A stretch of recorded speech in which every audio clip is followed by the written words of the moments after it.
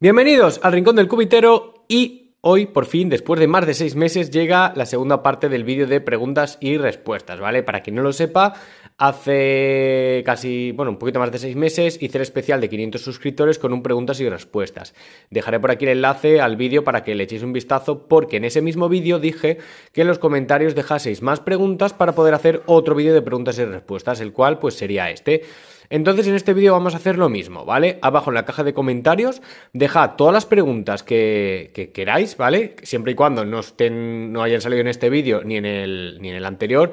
Con lo cual, hombre, echarle un vistazo porque sí que hay algunas preguntas que se pueden repetir, ¿vale? Pues como por ejemplo, ¿cuántos cubos tienes en la colección? Pues esa pregunta varía conforme el tiempo. ¿Cuál es el último cubo que has diseñado en 3D? Esa pregunta se puede ir repitiendo porque sí que va a variar la respuesta conforme pase el tiempo. Pero hay otras preguntas que son siempre las mismas, entonces simplemente echarle un vistacillo a lo que son los vídeos anteriores para intentar no repetir ninguna pregunta, ¿vale? Lo que sí que en este vídeo voy a cambiar la dinámica, ya que en el anterior lo que hice fue ir mostrando cubos conforme iba leyendo las preguntas y haciendo las respuestas con cubos que tenían algo que ver, tanto con la pregunta como con la respuesta, pero es que hay muchas preguntas que realmente no hay ningún cubo concreto, porque no se trata a lo mejor sobre cubos en general, sino sobre el mundillo. Entonces lo que voy a hacer en este caso es estos cubitos que estáis viendo por aquí, pues los voy a ir resolviendo mientras voy leyendo las preguntas y dando las respuestas, ¿vale? Voy a poner por aquí más o menos lo que serían las preguntas. Si tengo que poner alguna imagen así, pues para que ayude a la respuesta o lo que sea, pues también la pondré en el lado izquierdo de la pantalla y voy a dejar más o menos este margen pues para ponerme a hacer yo lo que serían las resoluciones de los puzzles, ¿vale? Lo digo más que nada porque si veis que me descuadro un poquito de la pantalla, pues no lo tengáis en cuenta, pero intentaré estar más o menos por esta zona de la pantalla resolviendo los cubos, ¿vale? Y ahora ya, sin más enrollamientos, os dejo ya con la primera pregunta. El juego a juegos pregunta: ¿cuántos cubos quieres llegar a tener? Pues bien, no tengo una cifra exacta, o sea, es que cualquier cifra que os diga seguramente os mentiría, aún sin saberlo, ¿vale? No voluntariamente, pero no hay una cifra exacta de cubos que yo quiera llegar a tener, básicamente porque cada vez van saliendo nuevos cubos. Ahora como tengo la posibilidad de ir diseñándolos yo, pues me voy haciendo nuevos conceptos, o ya no nuevos conceptos, sino puzzles que he visto por ahí que han hecho personas particulares y que me ha gustado el concepto y lo quiero replicar, ¿vale? Que esa es otra. Si supieses la cantidad de puzzles que ha hecho la gente de manera particular, que están en el museo de Twisty Puzzles y que no se han fabricado en masa, es una cantidad impresionante. Desde algunos que son más facilitos, hasta los más complicados, hasta algunos súper enrevesados que realmente no merece la pena porque no es más satisfacción que el hecho de mirad qué puzzle tan enrevesado he hecho. Bueno, no, que no tienen chicha, pero hay algunos muy interesantes que no los han hecho en masa. Entonces, ahora con la posibilidad de diseñar, puedo tener todavía más acceso a cubos que ni siquiera se fabrican en masa, entonces tampoco sé cuántos quiero llegar a tener. Entonces esta pregunta pues no la puedo responder porque quiero llegar a tener pues todos los que se me vayan cruzando por el camino, se me vayan ocurriendo, tanto por coleccionismo, como por conceptos, como por series que me interese tener un grupo de cubos pues por estética, ¿vale? Básicamente, o por coleccionismo. Por poneros un ejemplo, yo que sé, los icosaedros de MF8, pues me gustaría tener los 3 por coleccionismo. Los dodecaedros ya creo que me puedo considerar que los tengo todos porque aunque hay Master Kilomins y Megaminx de la serie de dodecaedros de MF8 no me interesan porque los tengo, ya tengo ese concepto en otro lado. Pero todos los demás me gustaba tenerlos, el Bauhinia, el Pentiultimate, el Pentagram, el Master Pentiultimate, etcétera, etcétera. Entonces con los icosaedros me pasa algo parecido. De hecho, los dos que me quedan son los que son conceptos repetidos de los dodecaedros. Porque los dos icosaedros que me quedan, uno es el Bauhinia y el otro es el Pentagram, ¿vale? Entonces, pues es eso, tanto por coleccionismo como por conceptos que vayan saliendo nuevos, los voy a seguir teniendo de momento. Igual llega un día que me canso de los cubos y ya no quiero tener más, ¿vale? Pero bueno, siguiente pregunta. María López pregunta: ¿qué base de conocimiento matemático necesitas o tienes para la resolución de los cubos? A ver, mi base de conocimientos matemáticos es la justa para alguien que aprobó bachillerato a la primera, sin repetir. Esa es mi base, ¿vale? Si te sirve. A mí las matemáticas me dejaron de interesar cuando ya llegó la ESO, prácticamente. Bueno, yo es que primero y segundo las hice en el colegio porque fue los años de transición, entonces fue como séptimo y octavo, ¿vale? Pero a mí las matemáticas de ahí todavía me parecían interesantes, pero a partir de ahí son unas matemáticas, para mi gusto, demasiado abstractas, o la manera de explicarlas era muy abstracta, con lo cual no me interesaban, ¿vale? Y mira que a mí siempre me habían gustado las matemáticas, porque me gustan las cosas lógicas. Pero claro, cuando ya perdieron la lógica, que era, ¿y esto para qué me sirve? Ya dejaron de interesarme. De hecho, yo ya llegué a la conclusión de que eso servía para darle de comer al profesor que tenía delante y ya está. Memorizaba lo que querían que te aprendieses y punto, pero no le di una utilidad práctica, a no ser que yo quisiese hacer cosas más específicas. Pero entonces no me enseñes eso, enséñame cosas generales. Considero que hay muchas cosas de conocimiento general que se tendrían que conocer y no se conocen sin embargo te dan cosas demasiado específicas si no te interesa, ¿vale? Así que conocimiento matemático, pues tengo lo justo, lo normal, y no se necesita ninguno. De hecho, creo que lo que es más necesario para la resolución de cubos es visión espacial, memoria por saber qué giros has hecho y tal, que se acompaña con la propia visión espacial, porque lo mismo tienes memoria, pero no eres capaz de ver desde dónde giraste el puzzle o el cubo o el de caer o lo que sea. Pero es que además eso lo vas a ir cogiendo con la práctica. Entonces, si al principio te cuesta verlo, porque yo soy el primero que hacía un giro del cubo 3x3, simplemente un giro y yo ya estaba perdido, ya tenía que mover el cubo para decir, no, yo quiero localizar esta cara. Ahora no, ahora ya digamos que una vez tienes más soltura con los puzzles, tienes controladas por dónde van las piezas, tienes visión espacial de todo el concepto y te es más fácil. Pero eso lo coges con la práctica, es decir, tú vas cogiendo muchos cubos a base de fallar, muchas veces te equivocas. A día de hoy me sigo equivocando a lo mejor en mitad de un ciclo de movimientos que para ciclar una pieza y de repente, yo qué sé, se atasca, me confundo, giro un poco el cubo, ya no sé por dónde iba y se ha liado y tengo que casi empezar desde el principio. Entonces, que no os asuste, no os eche para atrás el tema de que si se necesita muchos conocimientos matemáticos para esto, porque no se necesita nada, ¿vale? Simplemente es eso, que os guste la satisfacción de resolver un puzzle, básicamente. Tener visión espacial, que además se coge con la práctica, no os preocupéis. Y luego es un poco de memoria, pero para recordar más o menos qué movimientos y tal. Y poco más, porque al final con la visión espacial y, bueno, a ver, también necesitas una serie de reglas básicas para resolver todo tipo de puzzles giratorios, por decirlo de una manera, que se han explicado ya en varios canales. De Maoisha tiene un vídeo muy bueno explicándolo, que es donde yo entendí el concepto. Luego creo que Cubeando tiene alguno, del Rubiqueo tiene algunos sueltos un poquito explicándolo por encima, pero luego, por ejemplo, Robert Cubes ha sacado un par de vídeos que están muy bien explicando esos conceptos. Entonces, sabiendo esa especie de normas básicas que se pueden aplicar a cualquier cubo y que son normas lógicas, ¿vale? Que tienen su lógica, puedes llegar a resolver cualquier cubo, ¿vale? Así que nada, conocimiento matemático, 0. Visión espacial y saber un poco por dónde vas, mucho. Y ya está. Siguiente pregunta, que a este ritmo se va a alargar el vídeo, perdón, un montón. PepeNet05 pregunta: ¿cómo consigues hacer los cubos con la impresora? ¿No tendrían que girar mal? Pues no tiene por qué, Pepe. Lo primero de todo hay que diferenciar que hay varios tipos de impresión, ¿vale? La mía es impresión por depósito de plástico, o sea, imprime por capas de plástico, que va depositando plástico por capa la impresora a una altura de 0,2 milímetros, porque la tengo configurada así, ¿vale? Se puede variando el tipo de impresora, las boquillas y demás, puedes incluso poner que sea menos, ¿vale? Pero bueno, yo la tengo a 0,2 y va construyendo la pieza por capas de 0,2 milímetros. Entonces, claro, eso tiene un poquito de limitaciones. Hay algunas piezas que incluso dependiendo de cómo va por capas, depende de la orientación que tenga la pieza o la forma de la pieza, va mejor imprimir en una orientación u otra. Entonces, por ahí puedes jugar a imprimir piezas que a lo mejor girarían mal impresas de otra manera, pero si las imprimes en una buena orientación giran bien y tal. Pero luego, por ejemplo, tienes otros tipos de impresión. Tienes la impresión, creo que es SLS, que es como por polvo solidificado. Que es lo mismo, va como imprimiendo por capas, pero en lugar de ser plástico fundido que se va depositando, son micropartículas de polvo que se van solidificando con, no sé si con algún tipo de luz, láser o algo así. Es que no lo sé muy bien porque no me he puesto a ver el concepto, porque claro, como no es lo mío y realmente sé que no es accesible, no es algo casero, es más tipo industrial, ¿vale? De hecho, hay páginas web que se dedican a imprimir en este tipo de sistema, pero son impresiones muy caras. Esas son las típicas impresiones 3D caras que se veían antiguamente, ¿vale?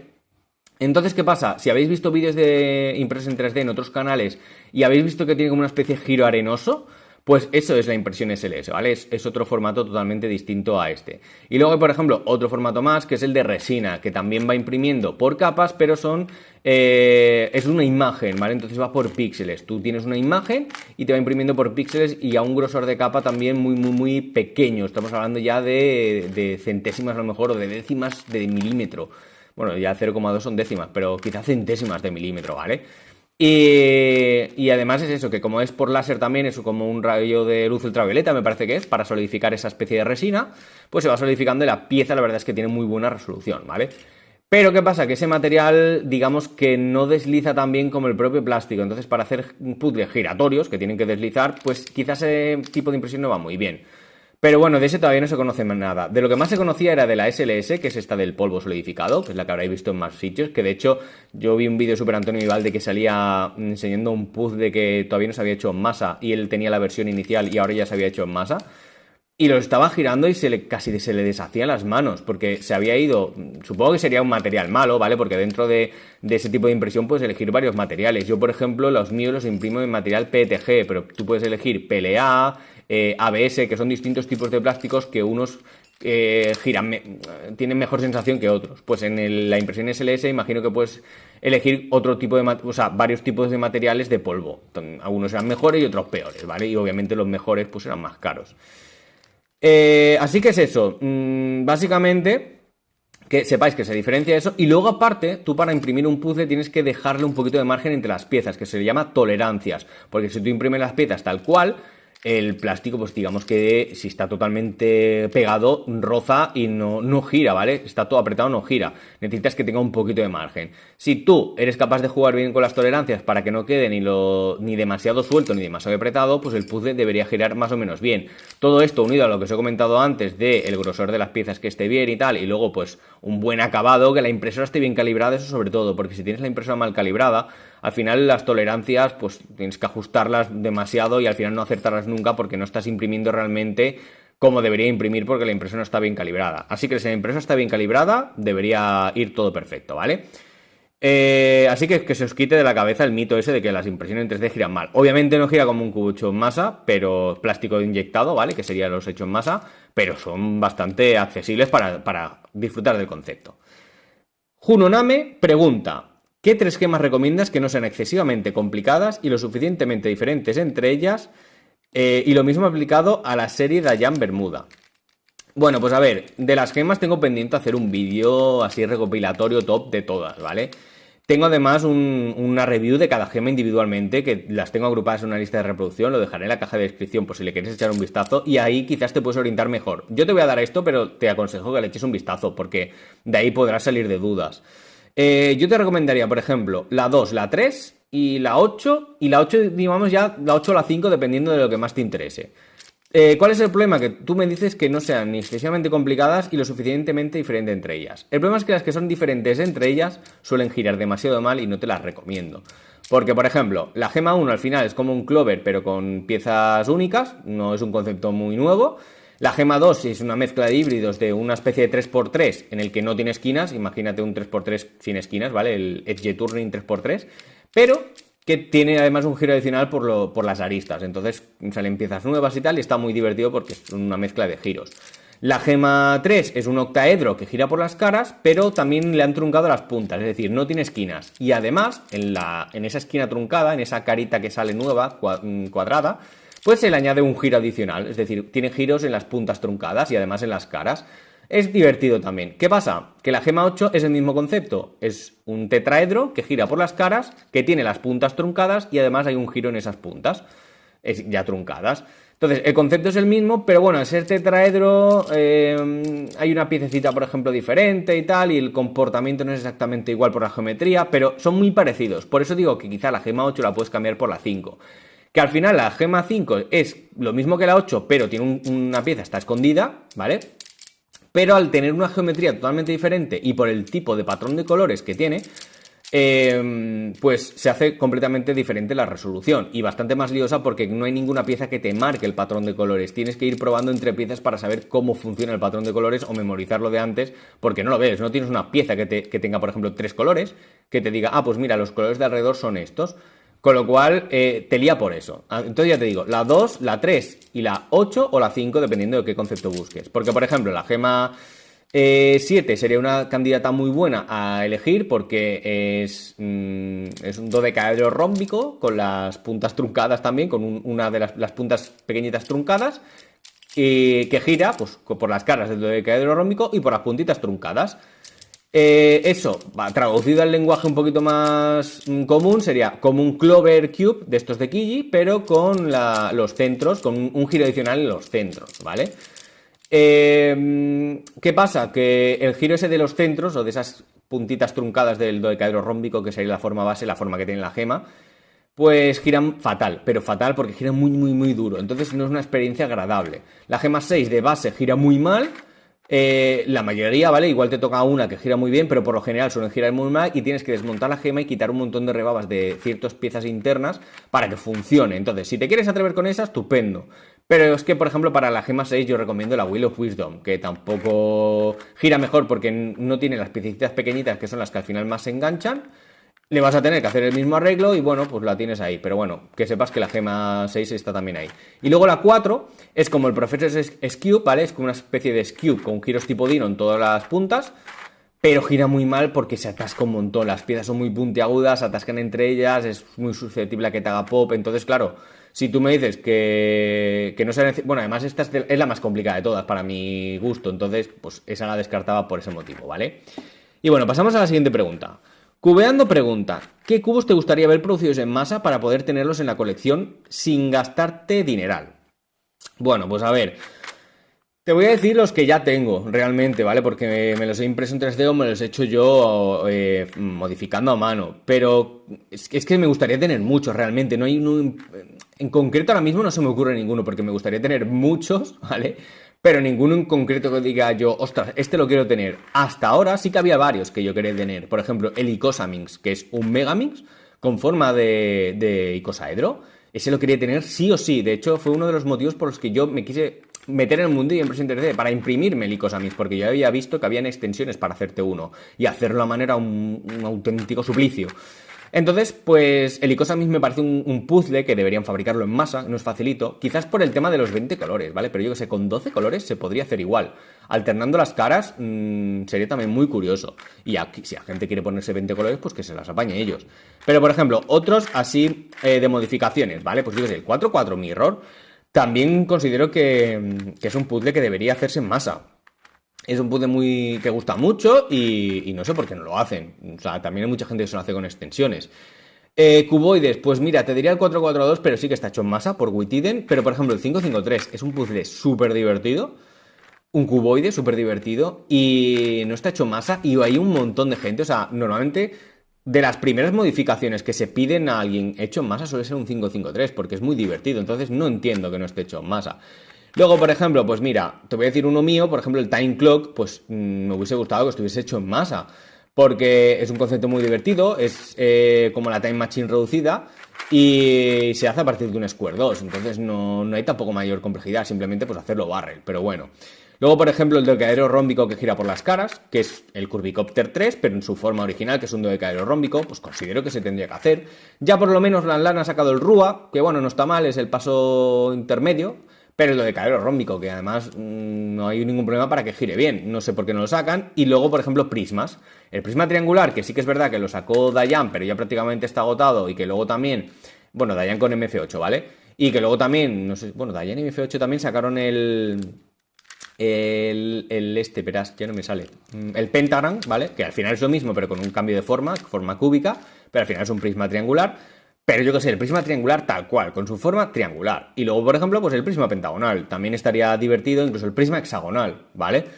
Estaría muy divertido que lo sacasen y no lo sacan. Entonces, ya te digo todos esos porque yo todos estos que he dicho los tengo, pero considero que si lo sacasen habría mucha gente que estaría interesada, ¿vale? Siguiente pregunta.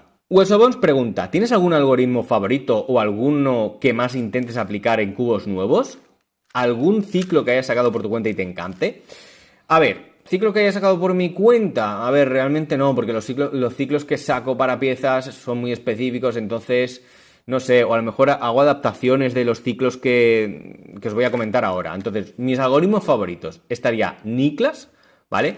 Voy a dejar la anotación por aquí abajo para que os sepáis, pero básicamente es el algoritmo que se usa para ciclar las últimas esquinas, las de la última capa, en el tutorial de principiante 3x3, ¿vale? El método de principiante 3x3. Pues eso sería Niklas, que yo muchas veces le llamo Nicolás, ¿vale?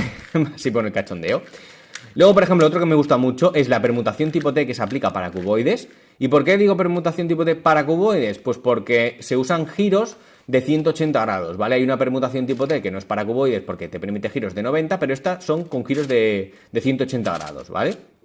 Entonces, esta me ha ayudado a resolver muchos problemas. Entonces, y para temas de cuboides, va estupenda. Y luego, un algoritmo que no sé si consideran un algoritmo o no, pero que considero que es una secuencia de movimientos que se debe de probar en cualquier cubo y analizar qué es lo que ha cambiado, porque seguramente te interese para algún tipo de pieza, es el subo, subo, bajo, bajo, que es básicamente coger dos caras adyacentes que en algún momento se crucen, en algún momento del giro se crucen entre ellas y hacer un movimiento de subida, ¿vale? Un movimiento, para decir, horario, por una cara y un movimiento antihorario por la otra cara y luego por la primera cara hacerlo antihorario y por la segunda cara hacerlo horario, ¿vale? Eso al final se traduce en un subo, subo, bajo, bajo. Hay variantes de esto, está subo, subo, bajo, bajo, bajo, bajo, subo, subo, que es lo contrario, o alternar un subo, bajo, bajo, subo, que creo que ese es el sexy move en realidad, o no sé si el sexy move es bajo, subo, subo, bajo o algo así. Ese sería el sexy move, ¿vale? Pero bueno, yo lo simplifico a subo, subo, bajo, bajo, ¿vale? Ese probadlo en cualquier cubo y a ver qué hace porque os sorprenderíais de lo que es capaz de hacer este algoritmo, ¿vale? Bien aplicado. Siguiente pregunta. Solutions pregunta: ¿has probado hacer algún invento con el núcleo del Rubik UFO? Ya sea un PUC de un nivel o de dos. Bueno, pues el único invento que he hecho con el núcleo del PUC, ¿vale? O del UFO, perdón, del Rubik UFO o del Cheese, ha sido una réplica del reactor de Smath. Y es básicamente que cogí el cubo Cheese y le añadí una capa superior e inferior con segmentos, bueno, con giros de segmentos que eran 12 segmentos, ¿vale? Y entonces creé el reactor de Smath, que es como un Cheese de 4 capas, pero en las capas superior e inferior, en lugar de tener 6 segmentos, tienes 12, ¿vale? Y se asemeja, pues eso, a una especie de reactor con tipo máquina del tiempo guapo, que a mí me gustó mucho, me llamó la atención y lo apliqué ahí. Pero sí que a lo mejor en un futuro aplico algunas modificaciones a este concepto, al concepto de UFO, porque, hombre, está curioso. Lo que pasa es que el núcleo es bastante inestable, porque básicamente es como una especie de Y, ¿vale? O sea, una Y plana, en el que en las puntas de las Y se añade el eje de giro y luego hay una arista que confluye entre cada eje de giro. Entonces tendríamos los 3 ejes de giro, los 3 centros, que estarían a los laterales, es decir, no tenemos centro ni superior ni inferior. Teníamos 3 y luego 3 piezas que van entre ellas. Con lo cual al final se comportan igual, es decir, tienen el mismo comportamiento en los propios centros que esa especie de esquinas, realmente, esquinas o aristas, como lo queráis llamar, la pieza intermedia, ¿vale? Y eso es lo que da esa sensación de mezcla total en el Cheese, que parece que se mezclan todas las piezas, pero es eso, siempre hay 3 que serían los centros que están entre ellas, o si quieres coger las otras piezas como centros, es decir, se comportan unas piezas como las otras, ¿vale? Siguiente pregunta. Jaime GL pregunta: ¿crees que ya existe una escala progresiva con la que alguien pueda escalar en dificultad de una manera autónoma? Creo que sí. Y ahora, en caso de que sí, ¿qué clase de escalera propondrías tú para sentar una buena base de algoritmos con que ser capaz de enfrentarte a los más avanzados? Pues mira, esto daría para otro vídeo entero, pero si queréis echarle un vistazo al vídeo que tengo yo del top 10 de cubos básicos que debes saber resolver, por ahí cogeréis una idea, ¿vale? Porque no explico cómo resolverlos, pero si sabéis resolver esos cubos, al final tendréis una muy buena base para saber resolver los siguientes, ¿vale? Os dejo el enlace en la descripción también para que le echéis un vistazo. Pero es eso, el top 10 de cubos básicos que debes saber resolver. Y luego, por último, ¿cuál fue tu seguimiento en aprendizaje hasta reconocerte como autónoma para proponerte nuevos retos por ti sola? Así como, ¿cuál fue el pionero con el que aprendiste? Y el último con el que consideraste que te podrías enfrentar tú solo a los siguientes. Bueno, pues a ver, yo básicamente cogí un vídeo parecido al que os acabo de mencionar que hice yo del top 10 de cubos básicos, pero que había hecho del rubiqueo, que os lo dejaré también en la descripción. Cogí de ahí los puzzles que él mencionaba, me aprendí cómo se resolvían y a partir de ahí intenté ir tirando. Sí que es verdad que luego hubo algún puzzle que alguna situación específica necesité buscar tutorial, pero ya a partir de ahí básicamente intenté lanzarme yo solo. Pero lo que ya me dijo, ahora sí que sí, tengo que aprender a resolverlo, fue cuando me vi los vídeos de Maoisha de conmutadores para ciclar piezas y reorientar piezas, ¿vale? Que lo he mencionado antes, tenéis también la versión de Robert Hughes, por ejemplo, que lo explica muy bien. con esa teoría, ¿vale? Ya no es puzzles y demás, sino esa teoría se puede aplicar a cualquier cubo, a un 3x3, a un 2x2, a un cubo Dino, a cualquier tipo de cubo. Aprenderos esa teoría, entendedla realmente y poder resolver cualquier cubo, ya quitando a lo mejor los más difíciles, pero al final también es buscar. Al final es buscar cómo aplicar ese concepto y os saldrá, ¿vale? Siguiente pregunta. Antonio Vera pregunta: algunos de mis cubos giran mal o son muy repetitivos y en realidad no encuentro la experiencia de resolverlos demasiado agradable, pero cada pocos días mezclo uno de ellos y me obligo a resolverlo. Me pasa, por ejemplo, con el Pentagram de MF8, el Tutmins o los cubos N×N de muchas capas. ¿Te pasa también con algún cubo o estoy solo en el mundo? A ver, pues yo creo que estás un poco solo en el mundo y es un poco masoca, ¿vale? Pero, a ver, yo te explico. Si realmente cada X tiempos te entran ganas de mezclarlos y resolverlos, porque no los odiarás tanto. Se te harán pesados, ya sea por el giro o por el tiempo de resolución, pero en el fondo te tienen que gustar, porque si no, no lo harías, ¿vale? A mí, por ejemplo, el Tutmix sí que me parece un cubo muy largo, pero no que gire mal, sino muy largo. Yo lo resuelto 2 veces.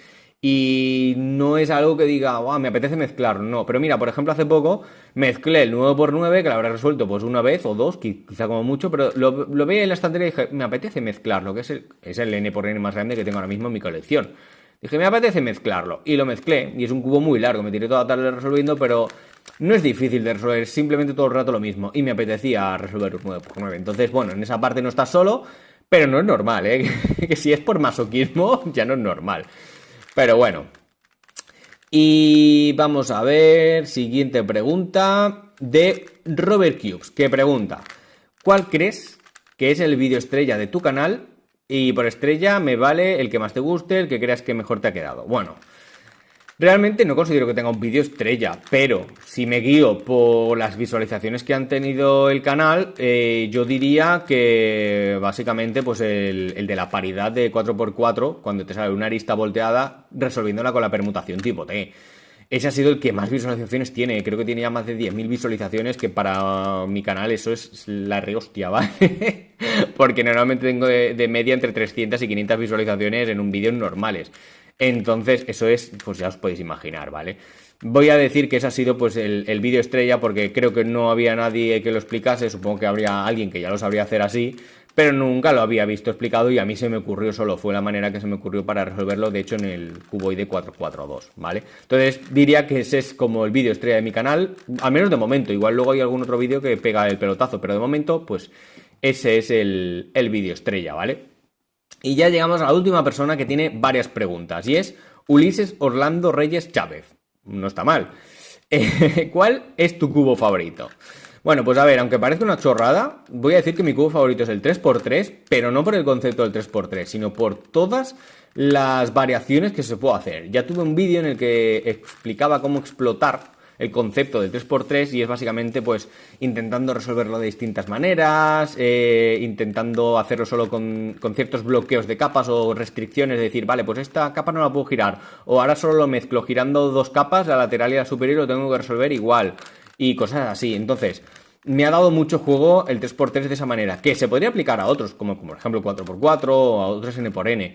Pero como el 3×3 es con el que solemos empezar casi todos, pues es el que más juego me ha dado en ese sentido, ¿vale? Pero luego, si tuviese que decir un cubo favorito, pues diría la Time Machine, y por orden, pues el Time Clock que diseñé yo, que por eso lo diseñé, porque me gustaba mucho y lo quería tener.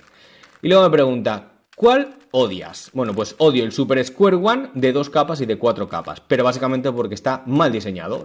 El de QJ, ¿vale? Vamos a aclarar, el de QJ. MF8 también los diseño, pero los diseño bien. Pero QJ, perdón, hizo mal las proporciones y la pieza grande es más grande que o sea, digamos que la pieza pequeña tiene que ser la mitad del tamaño que la grande, pues es un poquito menos de la mitad. Con lo cual, la pieza grande es más grande que el doble que la pequeña.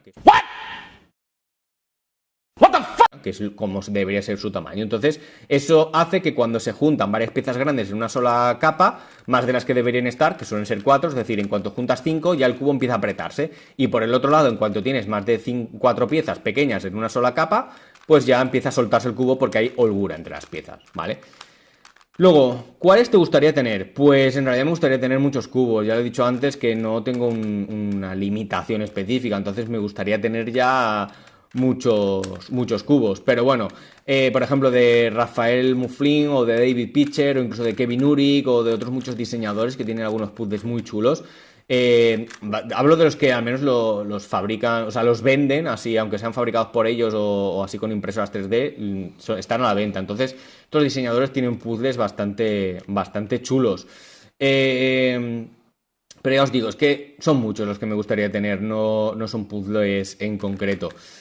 Y ya la última pregunta, creo... Ah, no, perdón, penúltima pregunta. ¿Tu favorito impreso en 3D? Bueno, pues...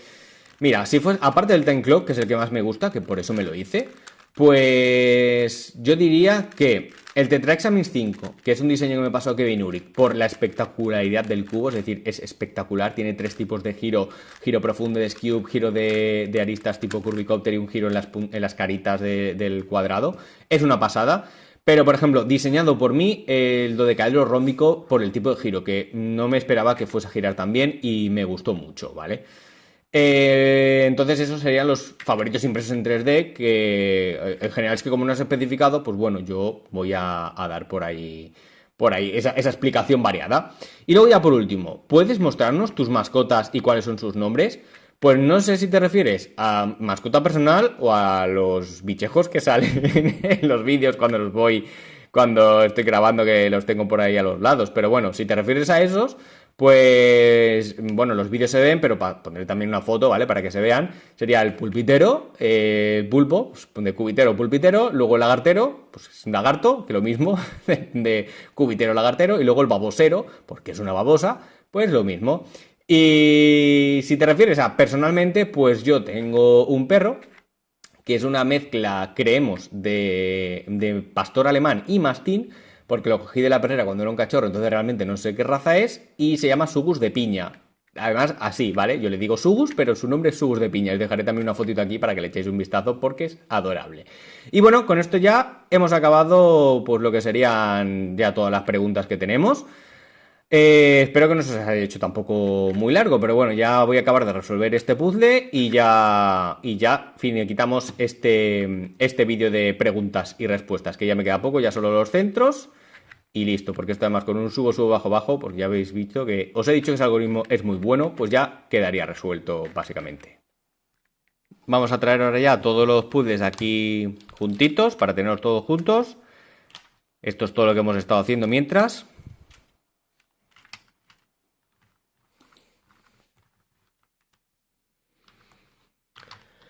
Bueno, pues ya está, aquí están todos resueltos y lo dicho, dejadme en la caja de comentarios pues todas vuestras preguntas para el siguiente vídeo, ¿vale? Intentad no repetir ningunas y nada, espero que os haya gustado este formato. Si os gusta más en otro formato, dejadlo también abajo en los comentarios, ¿vale? Y así pues lo podremos ir perfeccionando en el futuro. Y nada más, que si os ha gustado darle like, si queréis dejar cualquier otro comentario será siempre bienvenido mientras sea desde el respeto y nos vemos en el siguiente vídeo. ¡Hasta luego!